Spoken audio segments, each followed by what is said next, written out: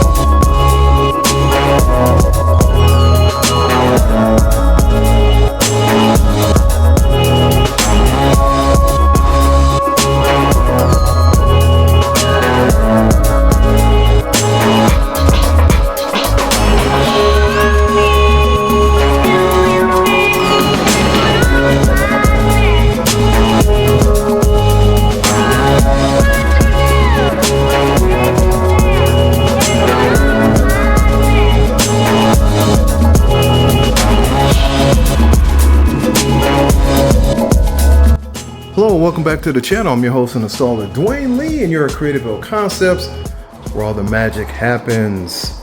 So today's video showcase tutorial will be on my 2017 Ford Explorer. This is the base model, and this is my daily driver. I did purchase it used, and it was a salvage title.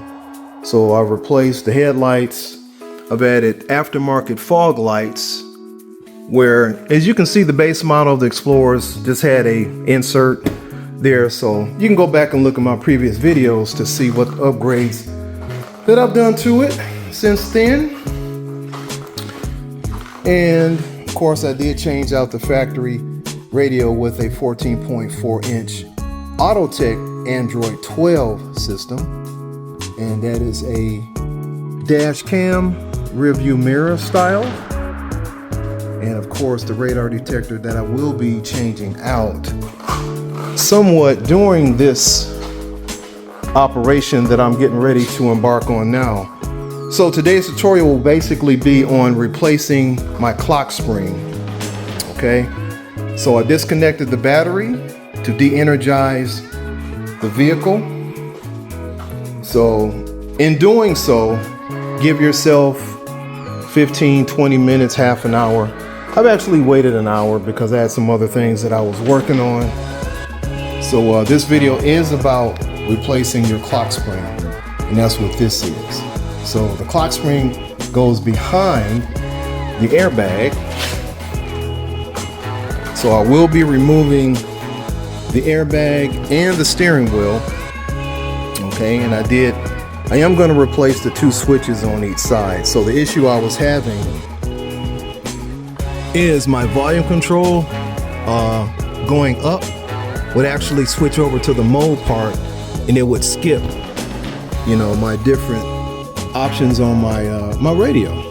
So yeah, I knew right then and there that it was either the switch was bad, more likely 8 out of 10 it's the clock spring on these four vehicles. So yep, I said, you know what, I might as well go ahead, get two new switches and replace the clock spring. The difference is on this particular clock spring is that this company offers a lifetime guarantee on their part, which Ford doesn't, which means it must be far superior than the factory one. And of course, these connectors will go to the airbag itself, and that is a guide pin to make sure that the clock spring does not move when you're removing it. So it's going to go right in place. And make sure if you're doing this job, guys, that you line your steering wheel up just as perfect as you can, okay, once you remove the airbag and the clock spring itself. So there are 2 holes. Let me bring my light around for you. There are 2 holes right here on each side of the steering column, which is right here, okay? And that's where you're gonna put a 4mm Allen tool like this here. So if you don't have one and you do need to replace your clock spring, this is what you're gonna need. So this will actually go inside, and there is it should be straight through. Now I'm holding my phone right now, there's no one else here, but there should be a spring inside where you can push it slightly and it should release one side of this airbag, and then you do the same thing on the opposite side. Once you do that, then you should be able to take off this airbag. So what I'm going to do, I'm going to pause this video and I'll come back to it because I'm probably going to need 2 hands. All right, see you guys in the next one. Okay, it did require almost 2 hands. So I did successfully unlock the airbag. All right, those are the 2 pins there. So what you'll need, and I don't know if I can do this with one hand, is to get up under this tab to release the pins. I'll probably need 2 hands. But anyway, guys, you get the general idea. So let me pause this video and remove those 2 connectors to the airbag, and it will be completely free. Okay, the airbag has been completely removed from the steering wheel, and I removed this connector as well. This connector is actually wired through the steering column, okay? These are the 2 springs that I mentioned. When you use your 4mm Allen tool to slide into each side of that steering column, that will release the airbag on one side or the other, so you can actually fully remove it. Okay, this is a T47 center bolt that actually holds the whole steering wheel on. So I'm going to remove that right now, and let's see.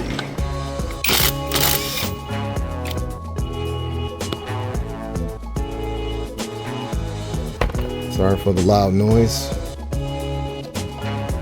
Okay. Now this bolt should have some Loctite on it. You always want to make sure and check.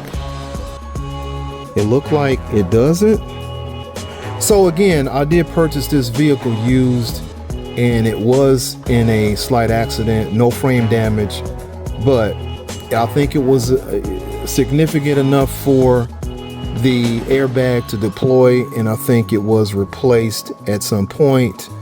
But this steering wheel should be loose and come off at this point, and it looked like it is right there. So let me push this harness through. Okay, so the next step will be to remove the upper and lower panel, and I will have to use 2 hands for that. So I'll see you guys in the next clip. All right, guys, a little progress being made here. So I have the steering column panel actually disconnected from each other. I have the bottom portion over here. All right, so you have 3 7mm bolts. The one here on the bottom is a black bolt, and the 2 on the top are silver, which are right here. I'll show you these. 2 silver go at the top, the black one goes at the bottom. All right, so I have full access to this clock spring to remove it. and it should move a little bit, but you want to keep it sort of in place, and when you put the steering wheel back on, you'll have to line it back up, and you shouldn't have a problem, because people remove these things all the time, you know, different shops, whatnot. So as long as you have the steering wheel just as straight as you can, you shouldn't have an issue with it. So with that, guys, I'm gonna go ahead and get started removing that clock spring, putting on the new one, and the steering wheel I'll have to take, and I'm gonna take it in my house, in the shop, my office, and take my time, because I'm gonna have to take it apart to put the new switches in, which I'm excited about it. So anyway, guys, if you have any questions, comments, you know what to do. See you in the next video. Okay, you have another connector at the bottom of this clock spring. Push the tab in the center, pull it straight down. Now this particular clock spring is held in by 4, and that is Torx 10. Okay, screws, which I will be removing. I don't know if I can record this. Okay. Wow. They're not tight at all. Okay.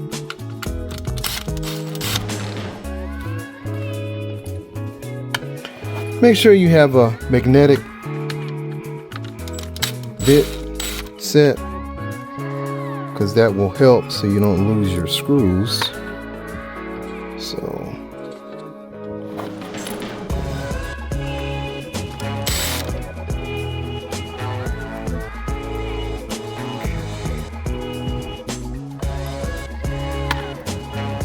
we have one more to remove.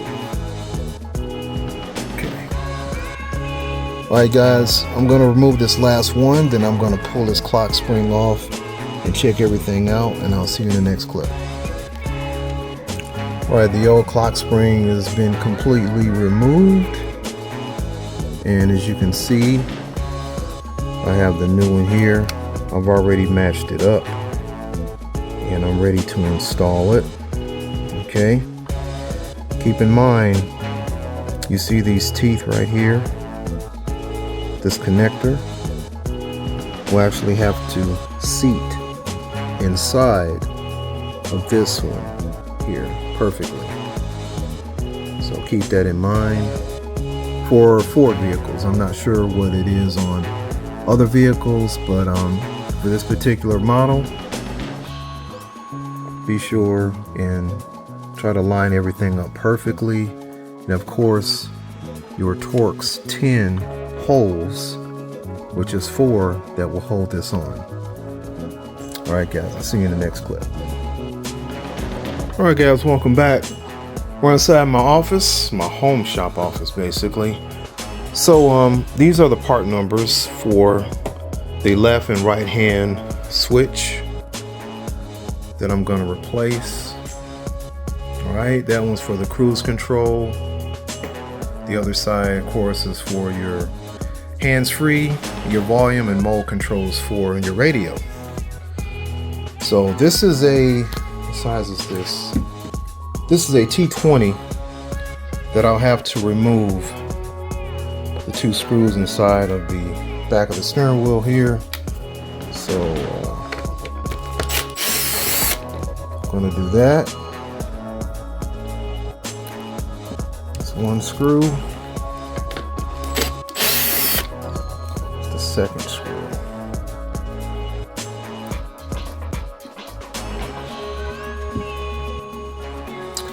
So I'll probably have to use 2 hands again, guys. So all right, guys, once you remove the T20 screws out of the back of your steering wheel, then you can apply at least around a ½ pound or a pound of pressure to unsnap each corner. This is your plugs that you'll have to unplug the switches on. Once you do that, then you're free to replace your switches, or if you do like me, I'm replacing this piece here. So I found this on eBay. They're pretty cheap, pretty common.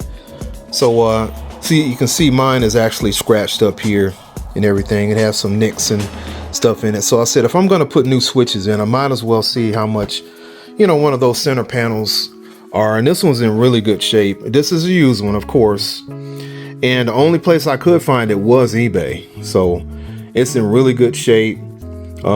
Explorers are pretty common vehicles, so you should be able to find a lot of parts for it. But I wouldn't use used switches.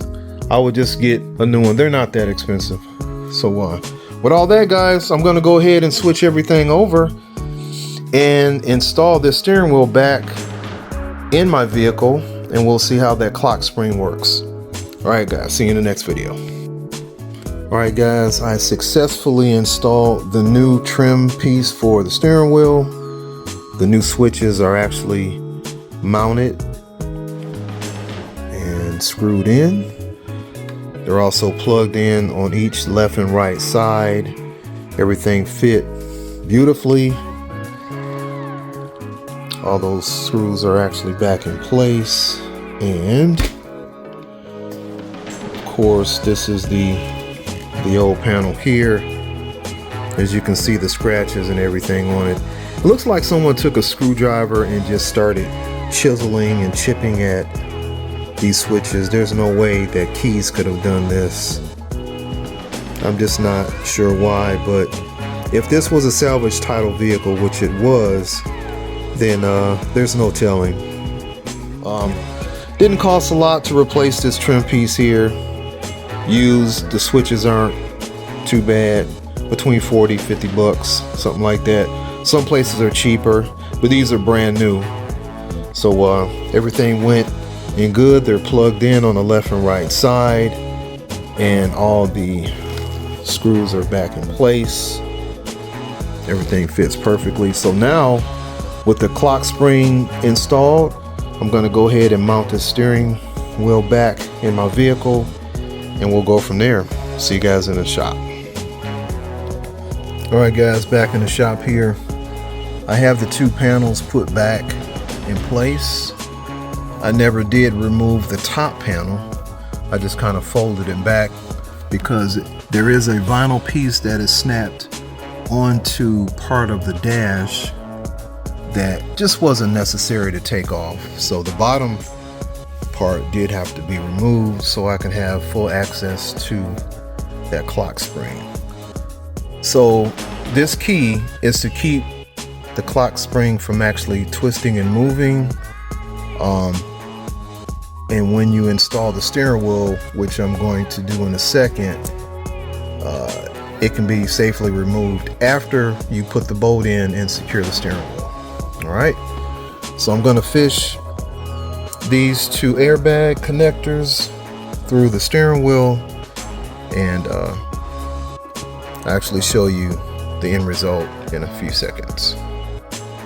All right, guys, steering wheel is back installed, and I've already torqued my T47 bolt down, and I reconnected this connector here. So everything looks good. Always check all your connections, make sure your switches are connected right. All your pins were in order before you plug that last plug in. And of course, last but not least is your airbag.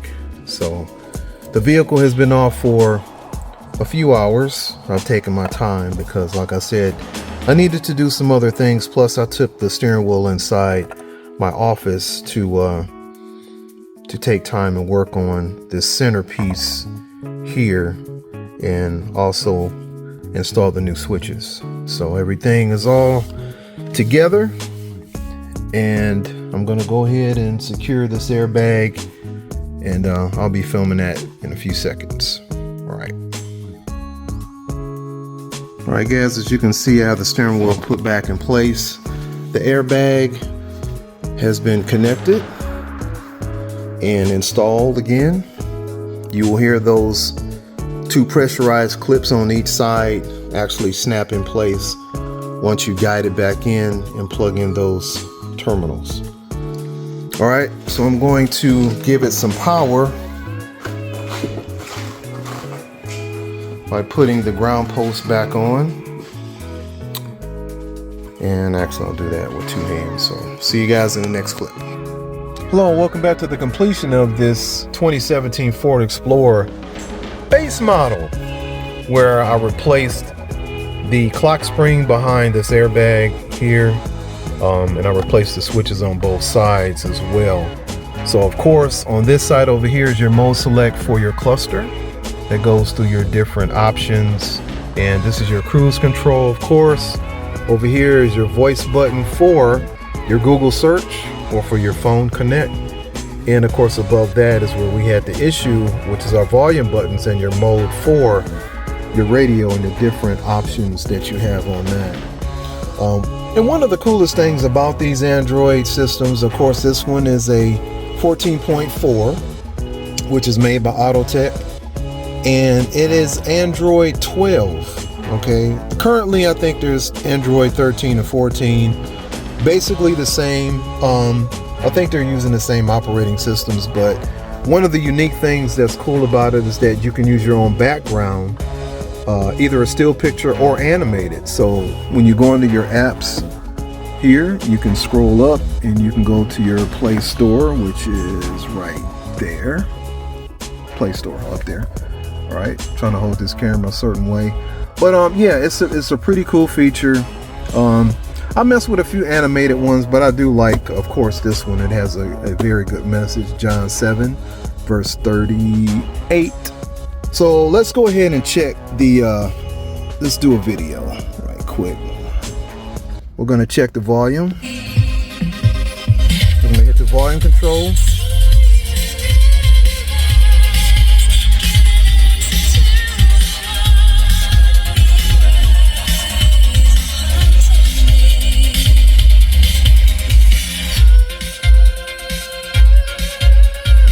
That's the volume going down.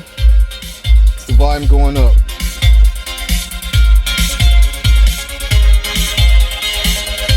So everything is functioning properly. All right. And let's try the mode select button here. Okay. That's the phone book, and then you got your other different modes. Auxiliary. And there's the radio right there. Don't speak that way, but we can. So, yep, everything is functioning properly. Good deal. Well, guys, I'm going to shut this video down. I hope you guys are having a blessed one. And I will see you in the next video.